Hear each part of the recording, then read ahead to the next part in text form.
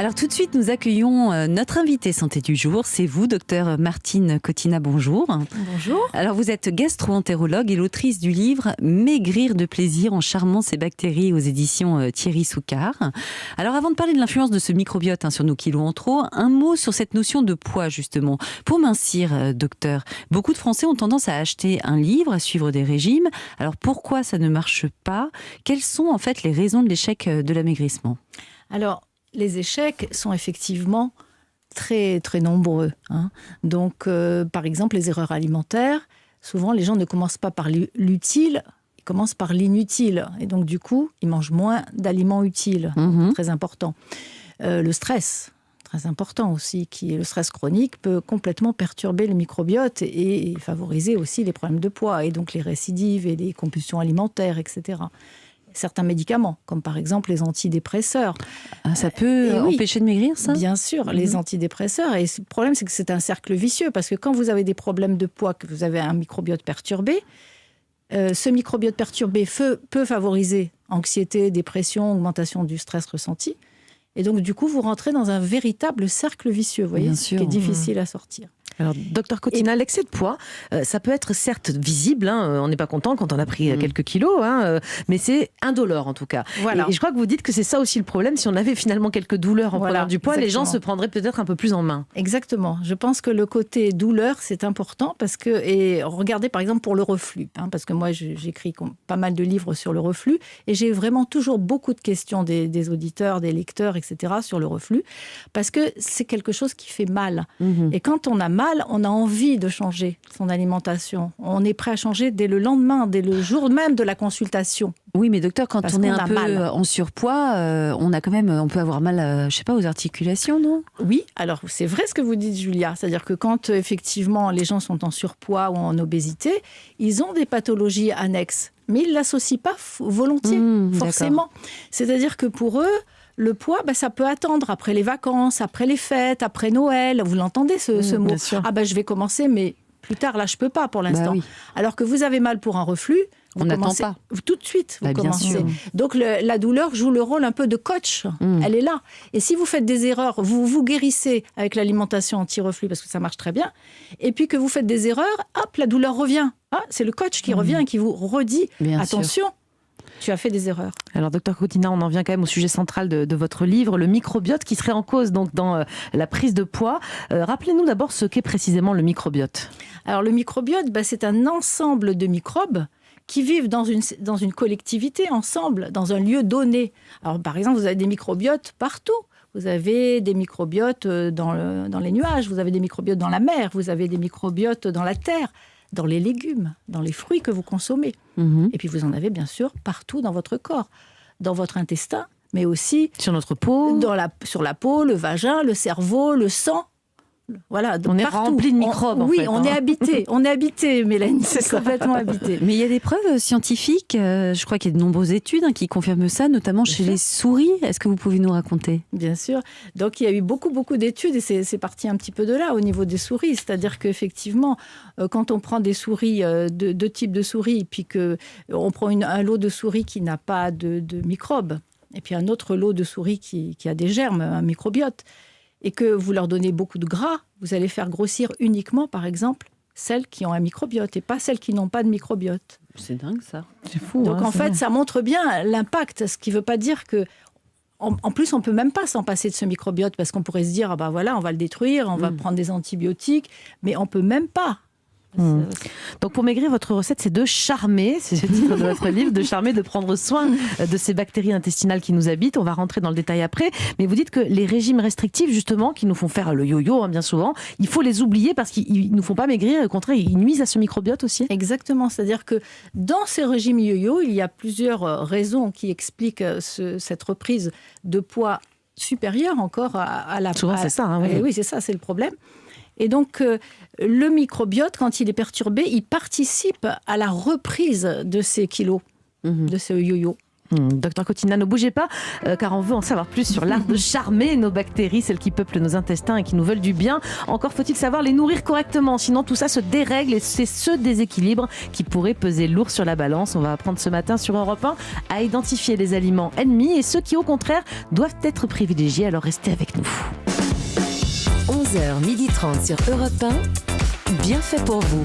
Julia Vignali et Mélanie Gomez. Vous êtes sur Europe 1 et c'est bien fait pour vous en direct jusqu'à 12h30. C'est votre émission Bien-être tous les matins et nous sommes en plein dans notre dossier santé du jour avec notre invité. C'est le docteur Martine Cotina. Vous êtes gastro-entérologue et autrice du livre Maigrir de plaisir en charmant ses bactéries aux éditions Thierry Soucard. Alors docteur Cotina, pour charmer justement nos bactéries et perdre du poids, puisque c'est quand même le but de cette histoire, si on le souhaite, bien sûr, il faut d'abord identifier les ennemis de notre microbiote et je crois qu'on les trouve essentiellement dans tout ce qui est produits industriels, pour la préparer et tout ça. Pourquoi ?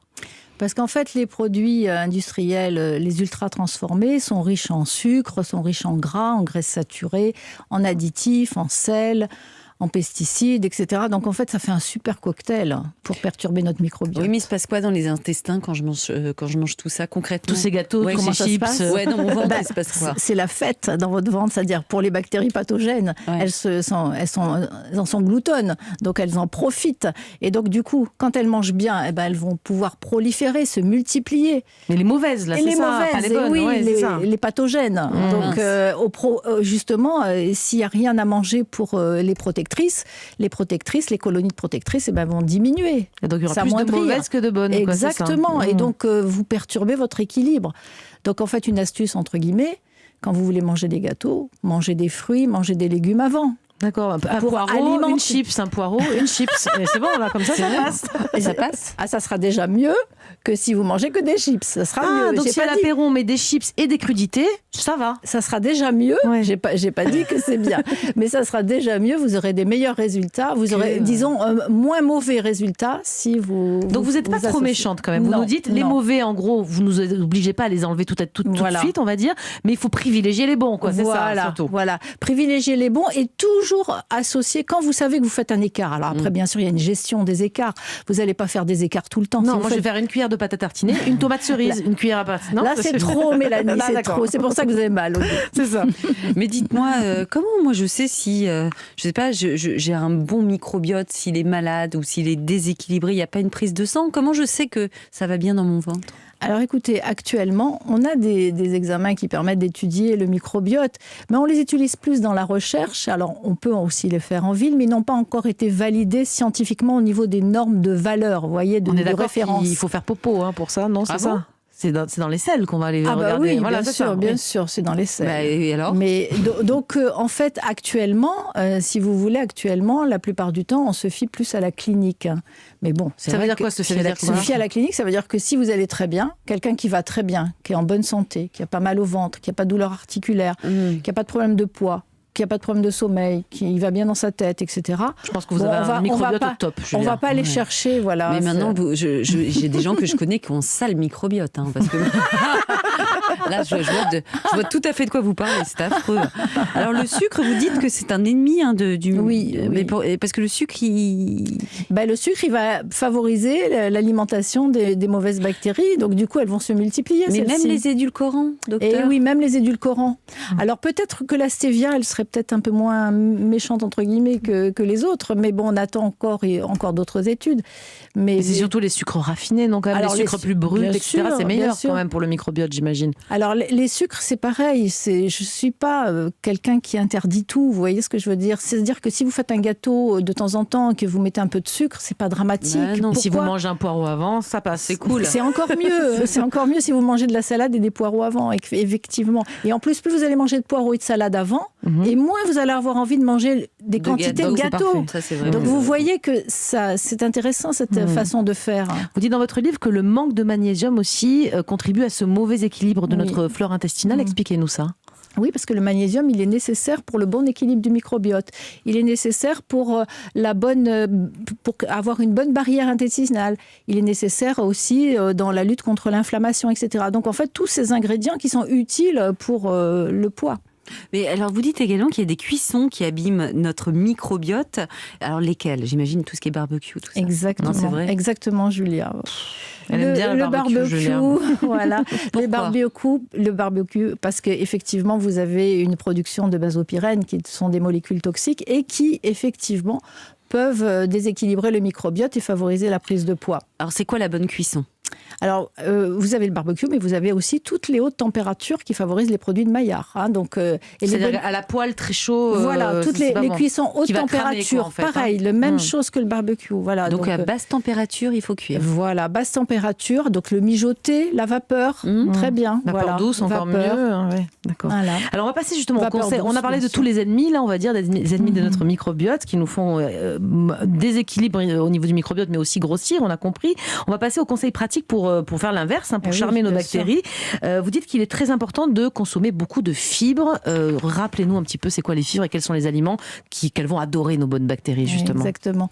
Oui, c'est ça. C'est comme ça qu'il faut commencer à prendre le problème. Effectivement, quand vous voulez changer d'alimentation, il faut commencer d'abord à apporter des fibres. C'est vraiment le secret pour bien les nourrir. On les trouve dans quoi? C'est leur alimentation. Alors en premier, les légumes et les fruits, mais aussi dans les céréales complètes, dans les légumineuses, dans les oléagineux. Alors, Bio, tout ça. C'est voilà. important, le bio. Alors autant les légumes sont pas caloriques, et donc vous pouvez augmenter les doses, en manger suffisamment, voilà, pas vous limiter. Autant tout ce qui va être céréales complètes, oléagineux, légumineuses, vous allez être obligé de limiter un peu les doses.